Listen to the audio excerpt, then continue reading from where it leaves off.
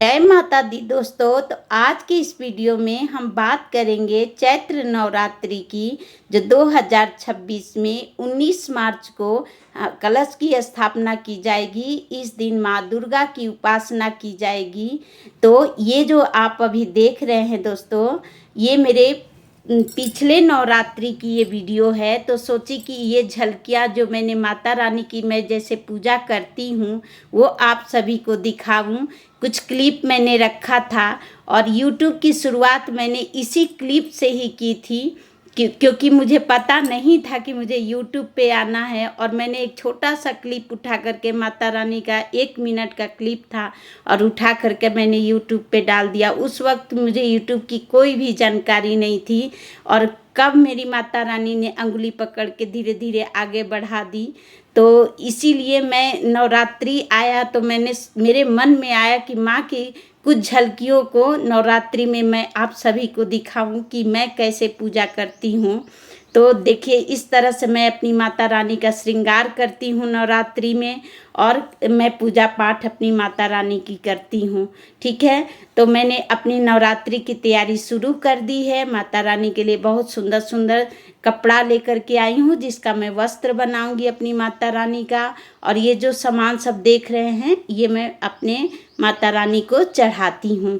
तो ठीक है, तो मैं आज की इस वीडियो में आपको बताऊंगी कि किस तरीके से जो नवरात्रि की पूजा है वो करनी है। ठीक है, तो जो नवरात्रि में बहुत कुछ चीज़ें बहुत ज़रूरी होती है जो हमें करना होता है।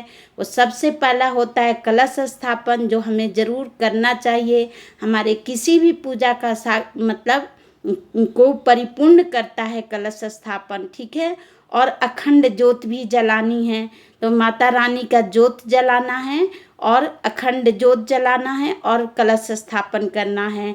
नवग्रह का भी स्थापना किया जाता है, और षोडश मातृका को भी स्थापित किया जाता है। तो देखिए, ये हमारा अखंड ज्योत ऐसे में जलाती हूँ। अष्टदल कमल, अलग अलग चावल को कलर करके अष्टदल कमल बनाती हूँ, उसके ऊपर ज्योत जलाती हूँ, और अष्टदल कमल बना के कलश स्थापित करती हूँ, और नवग्रह बनाती हूँ चावल की ढेरी दे करके, और षोडश मातृका बना करके पूजा करती हूँ। आप चाहे तो सप्त मातृका भी बना सकते हैं। ठीक है, और इस तरह से करके और अपनी माता रानी का पूजा पाठ करना है। सबसे पहले दिन नहा धो करके अपने मंदिर में साफ स्वच्छ वस्त्र पहनना है।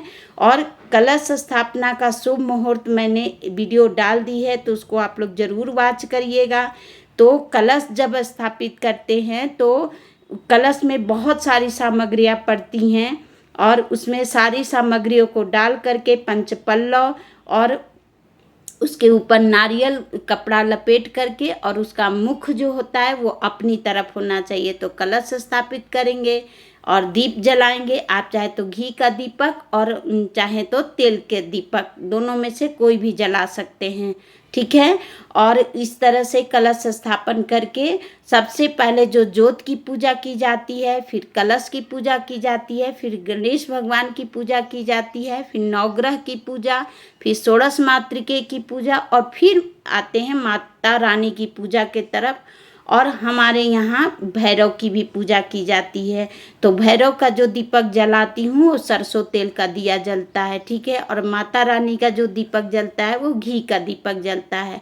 और इस तरह से देखिए, पति पत्नी साथ में जोड़ा में अगर हो सके तो जोड़ा में पूजा करें। ठीक है, तो ये बहुत ही अच्छा शुभ होता है। शादी का जो चुनरी होता है उसके साथ अपने हस्बैंड के जो शॉल हो या कोई टावल हो, वो गमछा हो, जो भी हो, तो उसके साथ ले करके, या शादी का उनका गमछा हो तो उसके साथ पूजा पाठ की अच्छा माना जाता है। तो इस तरह से करके अपनी माता रानी को स्नान वगैरह कराना है। देखिए, यहाँ पर मेरा ये जो मैंने जलाया है ये अखंड, बहुत एक बार तेल भर दीजिए तो बहुत देर तक जलता है। ठीक है, और फिर माता रानी का पूजा करना है।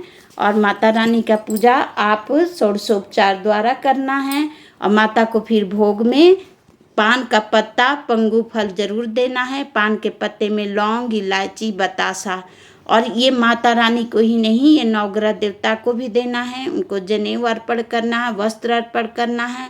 पहले दिन की पूजा थोड़ा सा टाइम लेता है, ठीक है। तो इस तरह से हम लोगों को, और फिर देवी भागवत पढ़ सकते हैं आप, और देवी सप्तशती पढ़ सकते हैं, दुर्गा चालीसा पढ़िए और मंत्रों का जाप करिए, ज़्यादा से ज़्यादा मंत्रों का जाप करिए। और देखिए हमारी माता रानी का कितना सुंदर श्रृंगार हुआ है और मेरी मैया कितनी सुंदर लग रही है। और इस बार की नवरात्रि में भी मैं अपनी माँ को बहुत अच्छे से सजाऊंगी और उनके बहुत सुंदर सुंदर ड्रेस बनाऊंगी और आप लोगों तक ज़रूर पहुंचाऊंगी। तो प्लीज़ मेरे वीडियो को लाइक करिए और अच्छा लगे तो फैमिली फ्रेंड के साथ शेयर भी करिए, ठीक है।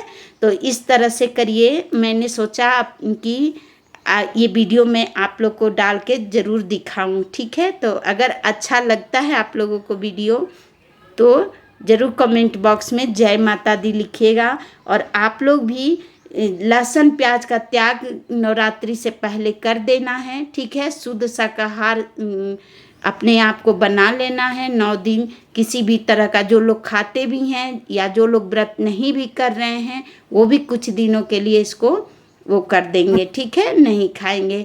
और इस तरह से माता रानी का पूजा पाठ करेंगे। माँ के श्री चरण कमल में ध्यान लगाना है। माँ जगदम्बा है, माँ जगत जननी है और इनकी सानिध्य में अगर रहेंगे ना तो ये सब कुछ देती हैं, मनोवांछित फल का प्राप्ति होता है। और ये आज के वीडियो में बिल्कुल अपने मन से आप लोगों को अपने मन की बात पहुंचा रही हूं। और आप लोगों का बहुत बहुत धन्यवाद कि मेरे 2000 सब्सक्राइबर 2000 सब्सक्राइबर कंप्लीट हुआ है, ये माता रानी की कृपा से। तो मैं ये वीडियो इसीलिए डाली हूं कि शुरुआत मैंने इसी वीडियो के क्लिप से किया था, ठीक है, जो फर्स्ट आपने देखा था 1 मिनट की वीडियो से। तो मैंने सोचा कि नवरात्रि के वीडियो मैं माता रानी की डालूंगी। तो अगर आप लोगों को अच्छे लगे तो आप लोग भी खूब पूजा पाठ करिए, माता का जयकारा करिए, खूब भजन गाइए और माता की सानिध्य में रहिए। और इस तरह से माता का हम लोग 9 दिन मिल कर के खूब बढ़िया से पूजा पाठ, उनका भजन कीर्तन, उनकी महिमा गाएंगे और उनके सानिध्य में रहेंगे। माँ हमारी माँ है, हमारी जगदम्बा है। जिस घर में माँ जगदम्बा विराजमान रहती है ना, उस घर में कभी किसी चीज़ की कमी नहीं हो सकती, ठीक है। तो हमारी माँ मैया रानी बहुत ही सुंदर हैं, बहुत ही प्यारी हैं और वो सबको गले से लगाती हैं। तो प्लीज़ उनके हृदय में निवास करिए।